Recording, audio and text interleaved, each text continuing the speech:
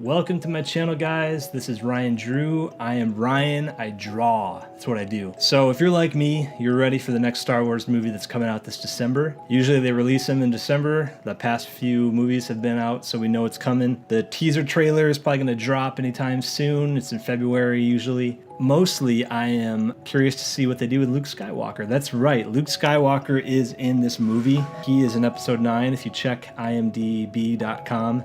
That tells me somehow he's going to be like Force Ghost or something like that. But anyways, I wanted to show you guys a drawing that I did, an illustration of Luke Skywalker. It's on watercolor sketchbook paper, I guess. It's in a cool sketchbook. It's 140-pound watercolor. It holds it pretty well. I actually did this with watercolor brush pen because I didn't want to clean up a lot. I just wanted to get in there really quick. This is a challenge for me, so you'll just see as we go through. I'll do the time lapse and you'll see how I did it.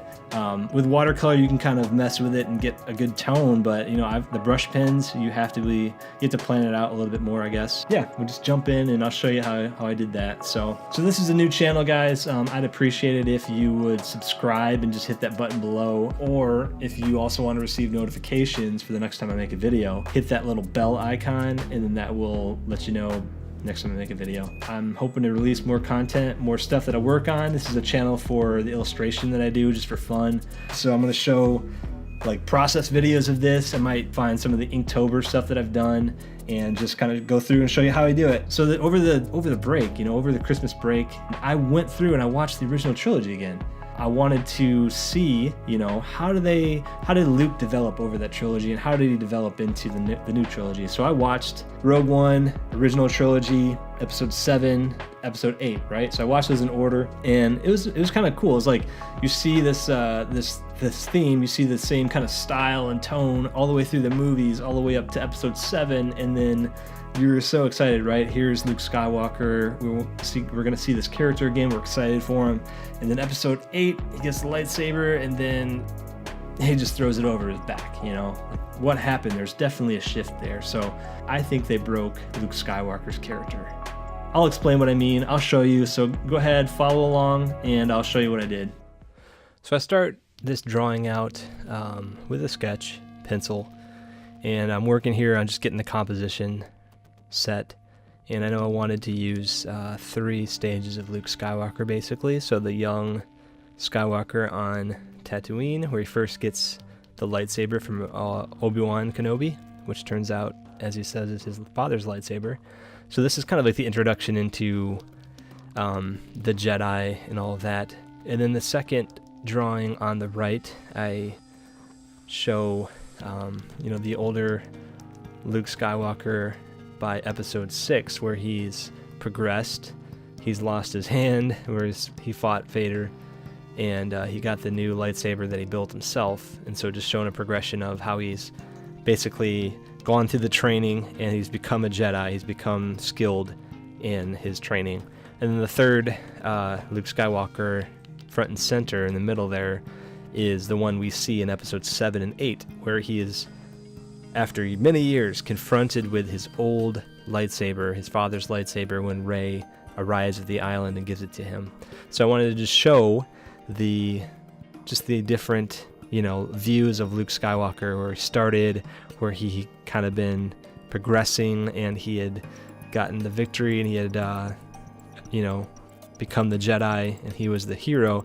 And then also the third one, where he's kind of now this, I don't want to say hermit, but he's taken a step back because of the failure that he feels like he needs to punish himself and seclude himself on this island, and just contemplating, you know, what does it mean to kind of step back into this whole thing about the Jedi and the conflict and the rebels and everything. So I start out with pencil. I'm doing loose composition here. I'm doing the structure, and since this is watercolor, I do pencil first, and then I'm going to throw the watercolor brush down on top of it. So I know I need to start out with lighter watercolor brush, and then I'll kind of work my way up, adding the darker tones, because that's the way you kind of have to work with it with watercolor. You have to go light to dark, essentially. And I'm using brush pens. These are ones I've got from a local craft store in the area that are pretty decent. and I'm also using Tombow watercolor brush pens for the flesh tones, which are pretty nice. And I've got another set of gray tones to add in some density or whatever. So, for me, I think of Star Wars, and I tend to think of Luke Skywalker in this way that I think originally George Lucas intended, which is, Luke Skywalker starts out as this regular, every man type kid living on a farm, helping out his aunt and uncle, and he's really got a boring life. He's dreaming of something better. He wants to go off and join the Imperial Academy and be a pilot with his friends. And it's not until he really gets sucked into this journey where he gets a lightsaber that belongs to his father. His friend, old Ben, Obi-Wan Kenobi, gives it to him and tells him this was your father's lightsaber.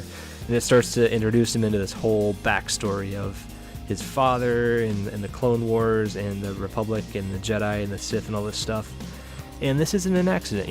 George Lucas set the story up this way.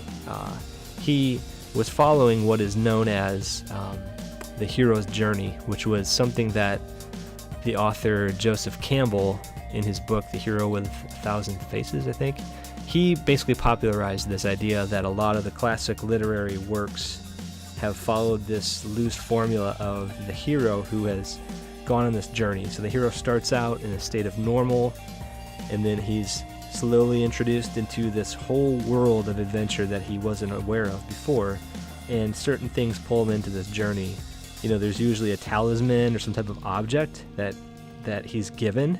So for Luke, it would be the lightsaber, and then he's faced with these crises where he's got to make a choice, right? So when his aunt and uncle are killed by the stormtroopers, choice is kind of like, well, either I stay on this planet or I leave and I go and join this battle. And then he kind of goes through the movie, he goes through the story. And that picks up as he finds out, Darth Vader fights Obi-Wan, and Obi-Wan kind of sacrifices himself. And so Luke's, now I got to fight Darth Vader because he's the enemy.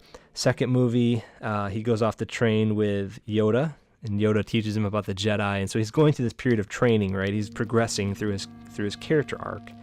And then he finally fights Vader, and then he realizes, Vader is not this evil guy. He is, but he's actually my father. He didn't kill my father. He is my father.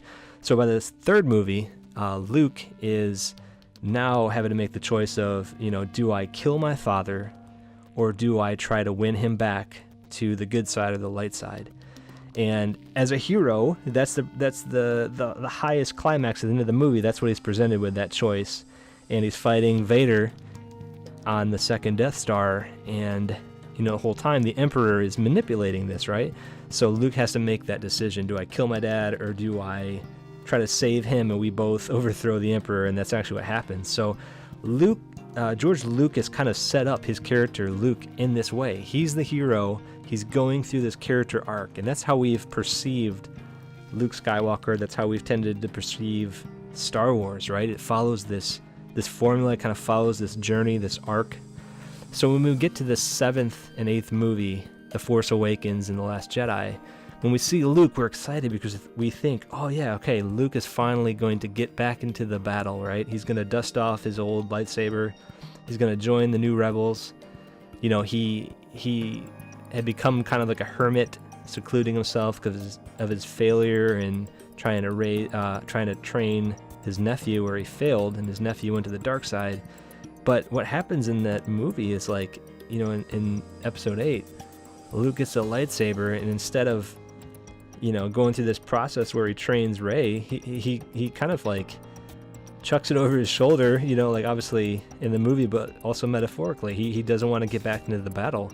He wants to be left alone. He doesn't want to cause any more harm. And so we're thinking, what happened, Such a different turn than we were expecting. We were expecting the hero, Luke Skywalker. We wanted to see what happened to the hero. We don't get to see that.